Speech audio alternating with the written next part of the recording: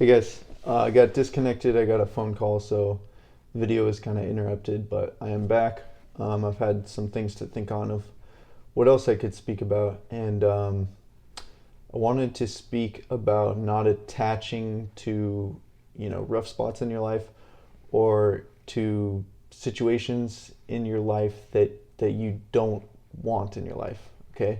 If you don't desire it, you can deny it, okay? Because what you accept is what will continue, okay? So, um, it's normal in our society to talk about, going through rough patches and, oh, I'm going through a rough time, this and that.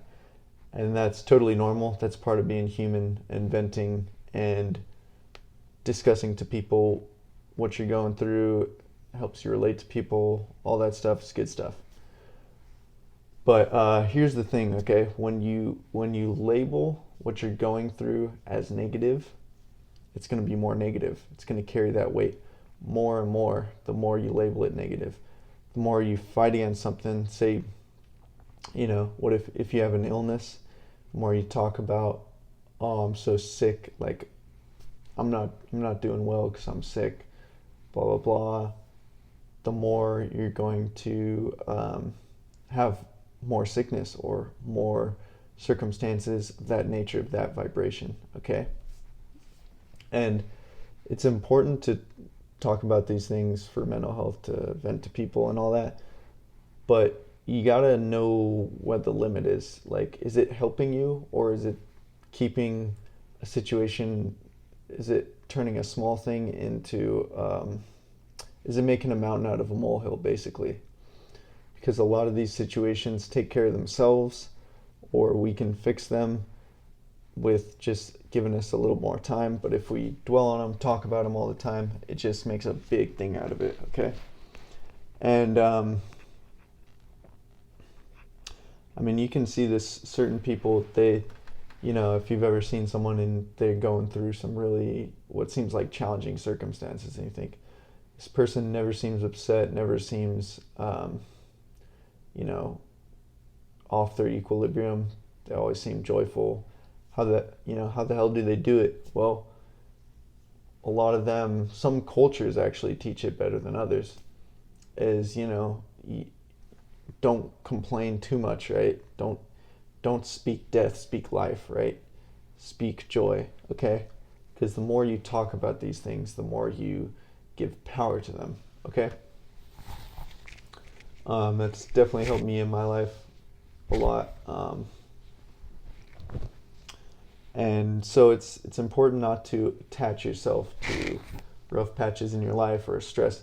If you're having a stressful week and you're just talking about it and you're saying to your friends like, oh, I'm stressed out all the time, I got all this to do, it never ends, it never ends. You're just perpetuating that.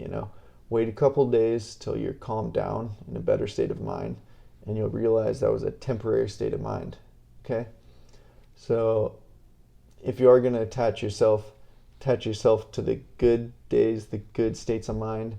Don't attach yourself to the temporary bad states of mind that you find yourself in, or the unpleasant emotional states you find yourself in. Because if you don't accept those, they will cease to exist in your experience. What you choose to accept is what you will have in your experience. What you choose to deny will exit your experience. Okay? Might not be overnight, but it can happen very quickly, and you find these situations fall away from you. But not only do these situations fall away from you, when you come back into a challenging situation, it doesn't affect you as much, and you can kind of see that the power is within you to deal with any situation, right? And that's a very valuable thing for manifesting, because that's getting a lot of the blocks, the emotional blocks, out of the way for you. Okay? And you just keep your visualization, keep visualizing what you want, even in the most challenging times, right? Sometimes that can be the hardest, when you're feeling low or drained from something, to keep visualizing. But nonetheless, even if it feels weird, keep visualizing, keep affirming what you want from life, because when you're in a better state of mind, you will see why you were doing that, and that it still has power even when you feel the most powerless. Even when you feel the most drained, you still have that power. And your past visualizations, your past affirmations, and actions towards this manifestation still have weight, even when you're your most downtrodden state. So keep at it no matter what, keep persevering, and it pays off, okay? So this way you are putting spiritual currency, if you will, in your most desperate states and your most joyful states, okay? Your ups and downs and your moods. You're putting your spiritual currency into the bank of your manifestations, okay?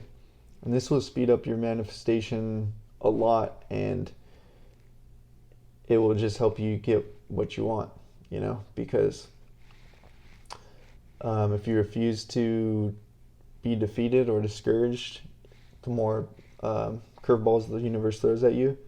If you refuse to be discouraged, eventually the universe is going to stop throwing you so much situations like this, It's going to say this guy or gal is bulletproof,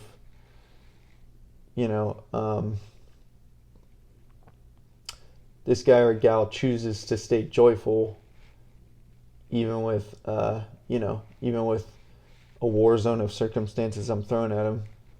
So, if he's always joyful, it's time to give him joyful circumstances, So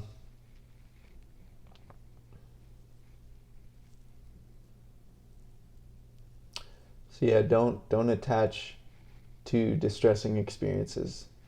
Just see it, watch it come and go.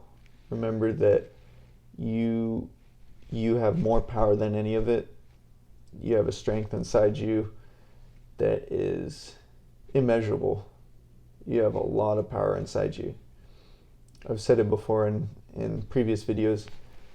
We're electric beings. Our bodies are literally like electrical systems, and we can harness enough energy to light I think it might be a whole country. I don't remember exactly what it was on the movie The Secret, and this is like a physiological fact, is that we have so much electrical energy in ourselves, we could light up a whole city or a whole country, something like that. But that's a lot of electricity. So we can harness a lot of this energy.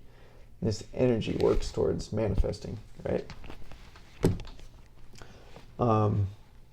And when you go through challenging things, when these things come up, it's also good to reaffirm that you're not your mind, right? You're bigger than your mind, okay? And remember that there are moments where you're not experiencing the distress you're experiencing currently, okay? And that shows you that yourself is more infinite than this temporary small thing. And think about times that in the past that this particular circumstance or this particular emotion that you're feeling was not an obstacle, right? It was not in your experience, okay? So this shows that it's temporary, right? This shows that your mind, your spirit is bigger than this, okay? So be your biggest self, be your spirit, don't be your finite brain, okay? Be your spirit. And that's kind of a way to detach from it and get into your most powerful self, okay? Because when you're in that state of kind of